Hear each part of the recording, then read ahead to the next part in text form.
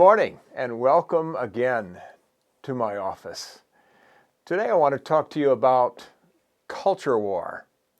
Not long ago, my brother was seeking to draw me into a discussion concerning our present political conundrum.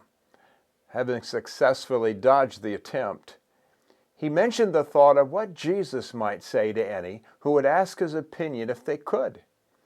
Without hesitation, we both said a question, of course, a question. Well, my thoughts pale as to what Jesus' divine question might have been. But if he were to make a statement, I dare to think that perhaps it might have been similar to what he said to the two quarreling brothers who wanted him to sort it all out between them. Jesus, stepping outside the fray, charged them both with the danger of being greedy to the point of losing it all. Rather than arbitrate, he admonished both.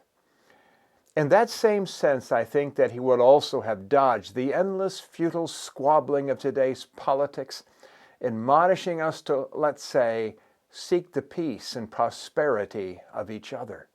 Well, what a novel thought is that? In his book entitled To Change the World, James Hunter strongly suggests that not only is culture extremely complicated and difficult to change, but that any change would be attempted over time would involve the need to satisfy the political and cultural needs of all people. If I glean the right take on this, then the idea of Jesus recommending that we seek the peace and prosperity of each other is not that novel nor far off dead center. Did not Paul teach us to do good unto all men, especially to the household of faith?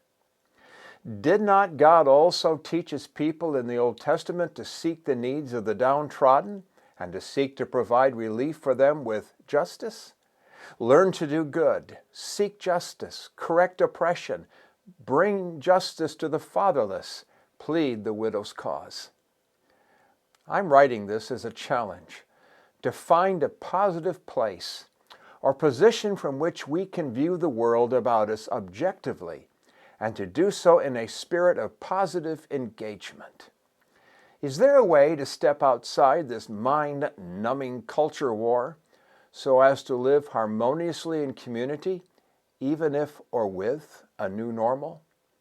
While this might seem like throwing cold water on a holy war effort, the fact is that God never calls us to circle the wagons, nor does God call us to declare war on the culture.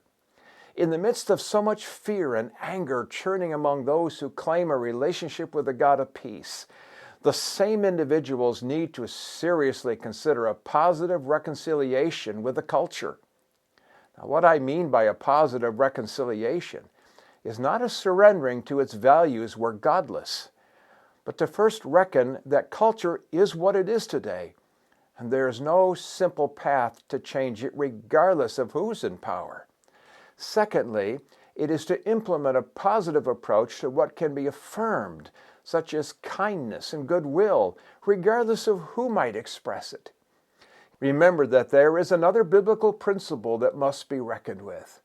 Do not be overcome by evil, but overcome evil with good.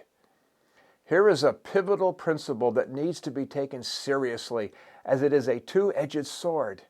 When you determine to engage your community or nation through the meeting of needs, sharing in common concerns for the welfare of all, and affirming good wherever it exists, you may be surprised to experience the love of God and a courage that brings about your own peace and well-being. Yet be advised that if you reject or ignore it, the sword you raise is the one raised against you. Anger and frustration will consume you, for those who fight a war suffer its consequences. When it comes to our great commission to go out into all the world, you might consider Daniel, who, having lived in a far more godless environment in Babylon, served God the King and the people faithfully. What really is a cause to pause is that when he could have had Xerxes send him home to his beloved Jerusalem, he chose to live out his days in Babylon. Daniel's attitude toward the people of the Medo-Persian culture not only influenced the king but the course of history. Who knows, bringing a positive attitude to your world, seeking to be faithful and doing good to all men, may not only free you from a churning stomach, but also bring God's blessings to your community. Thank you for listening to this.